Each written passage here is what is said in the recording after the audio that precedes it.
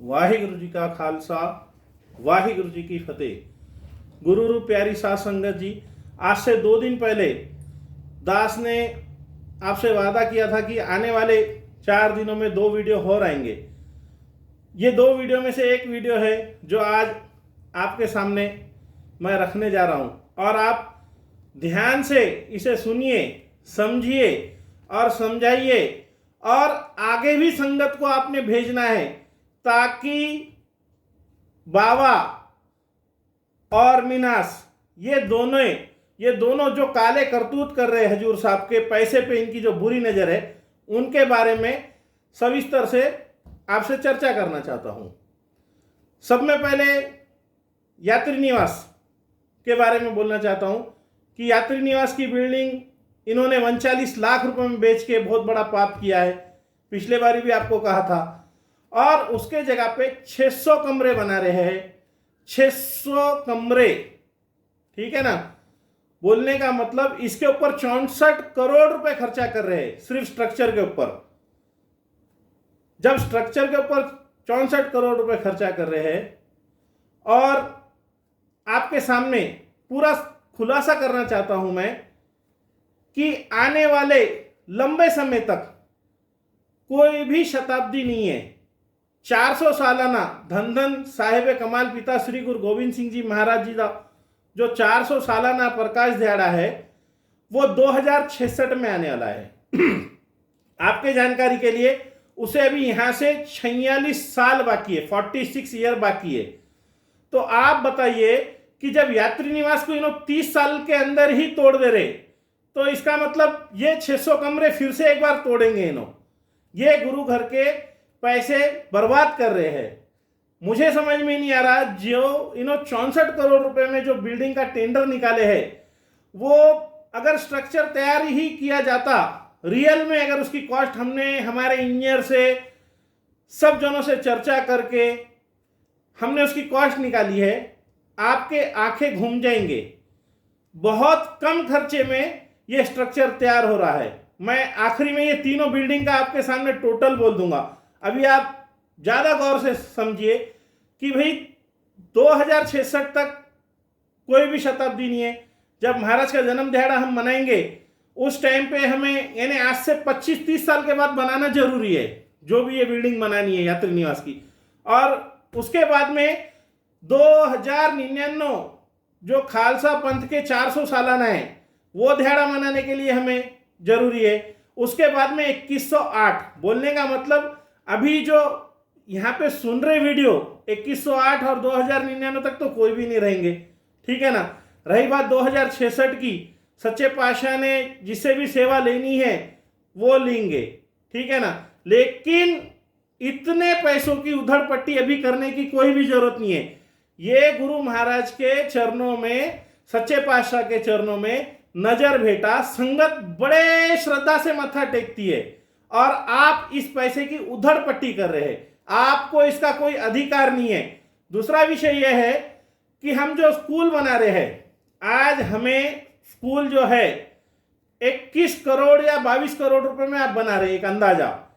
इसकी भी अभी कोई जरूरत नहीं है। जबकि 50 साल पुरानी बिल्डिंग जो है खालसा स्कूल की, उसकी बहुत जर्जर हालत हो गई है। आपने उसे तोड़ के वहां पे वो जगह का सही यूटिलाइजेशन करना चाहिए। आप अबचल नगर की जगह क्यों खराब कर रहे हैं? बेशकीमती जगह है वो। आप मेरे बात को ध्यान से सुनिए कि खालसा स्कूल के जगह पे आप भले ही स्कूल की बिल्डिंग बना लो, सचखंड स्कूल की, हमें उसका कोई ऐतराज नहीं है। और आप बनाने जा रहे शॉपिंग कॉम्प्लेक्स, 35 करोड़ करीबन उसकी कीमत है। 35 करोड़ में आप बहुमंजिली शॉपिंग कॉम्प्लेक्स बनाने जा रहे हैं। आपको पता है कि हमने 2008 में 300 सालाना शॉपिंग कॉम्प्लेक्स बनाया है। आज भी वहां पे सिर्फ 20% ही दुकानें गई हैं किराए से। उसकी वजह क्या है पता है ना आपको, कि हम बहुमंजिली इमारत बना के वहां पे भी फंस गए हैं। आज भी वो बिल्डिंग खाली पड़ी है। साल में 3 बार ऐड दिए बाद भी वो दुकान हमारे आज भी खाली है। आपको इस बात पे ज़्यादा ध्यान देना चाहिए कि हम ये तीनों बिल्डिंग के ऊपर जो कॉस्टिंग खर्च कर रहे हैं 120 करोड़ रुपए खर्चा कर रहे हैं। जबकि इसे 40 से 45 करोड़ के अंदर हम खर्चा करके ये स्ट्रक्चर तैयार कर सकते हैं। आप बोलिए कि संगत का पैसा इन्हों बेवजह टेंडरा काट के क्यों खराबा कर रहे। अभी जो है सात संगत को अगर शॉपिंग कॉम्प्लेक्स बनाना है तो आप इस बात में ध्यान दीजिए, क्योंकि पूरी संगत का सवाल है, नौजवानों का सवाल है, बेरोजगारी का सवाल है। जितनी भी अभी हमारी जगह खुली पड़े वाली है वो जगह की आउटर, जैसा कि मीठी बॉडी रोड हो गई, कोर्ट का रोड हो गया, रेलवे स्टेशन रोड हो गया, बाफना रोड हो गया, पीछे की भंगार लाइन होगी, आप यहाँ पे हमारे इमारत जो है बिल्डिंग जो कि एक एक दुकान कहते हैं, अगर अपन 11x30 का समझो साइज अगर लिए, इसी तरह अगर पूरे मार्केट हमने तामीर किए और उसके ऊपर 1 BHK 2 BHK ये करे, हमारे सब गोर गरीब जो सिंह है जिनके घर के जो कच्चे मकानों में रह रहे हैं उनके लिए पक्के घर की आपने व्यवस्था करनी चाहिए। हमारे स्पेशल करके जो गरीब कर्मचारी है जो आज भी किराए के घर में ही रहते हैं, आपने इनसे इनकी पगार में से जो भी किराया आपका बनता है वो माइनस करके इन्हें पक्के मकानों में शिफ्ट कीजिए। आप बहुमंजिले 50 करोड़ की बिल्डिंग बना रहे 18 मंजिली, आप बताइए कि आप 50 करोड़ रुपए की अगर बिल्डिंग वहां पे भजनगढ़ साहब के पास बनाते हैं और वहां पे हमारे कर्मचारी जाके रहेंगे, इसकी क्या गारंटी है? आपको क्या अधिकार है? आप 50-50 करोड़ के टेंडर काट रहे हैं। साथ संगत जी, अभी इन्होंने जो ये टेंडर निकाले हैं, जैसा कि मैंने आपको बताया कि 40 से 45 करोड़ में ये प्रोजेक्ट कंप्लीट हो सकता है, तो 120 करोड़ खर्चा इन्हों कर रहे हैं। आप बताइए 80 करोड़ से 75 करोड़ के बीच का इन्हों टोटल करप्शन कर रहे हैं। टोटल करप्शन, बहुत जिम्मेदारी से बोल रहा मैं आपको, आप बात को समझिए कि आपको संगत का पैसा जो है खराब करने की जरूरत नहीं है। आपने जितने भी हमारे खुले जगह है वहां पे दुकान और उसके ऊपर मकान बना के गोर गरीबों के लॉटरी सिस्टम में आपने जो है घर उन्हें चिट्ठियां निकाल के दे देनी चाहिए। और जितने भी दुकाना है, अगर हम हर गुरसिख को एक एक दुकान वहां पे दे देते हैं तो उसका लाभ ये होगा कि जितने भी नौजवान हमारे मेंबरों के पीछे घूमते कि हमें साहब नौकरी पे ले लीजिए, तो इन्हें अपने पीछे घुमाने की बोलने की जरूरत नहीं है। और गुरु घर का इसमें डबल फायदा होगा।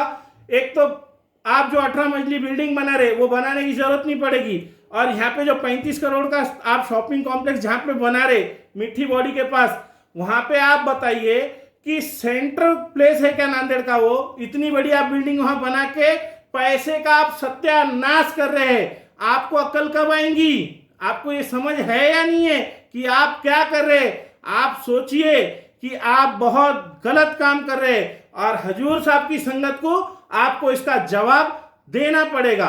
आपसे यही रिक्वेस्ट है, अगर आप बहुत बड़े उद्योगपति है, आप दोनों बहुत बड़े उद्योगपति है और आप गुरु घर के हित का सोचने के लिए आप कोई 2 उद्योग 3 उद्योग छोटे मोटे ही उद्योग लगा देते, हमें काफी खुशी होती। गुरु घर के आज भी 170 करोड़ डिपॉजिट दूसरे बैंकों में, अगर गुरु घर अपना ही बैंक एक स्थापित करता है, वहां पे भी कुछ कर्मचारी बोल के हमारे लोग लग सकते हैं, काम कर सकते हैं। काफी लोग हमारे जो है बैंकों में से रिटायर हो जाए, आप उनकी राय ले सकते हैं।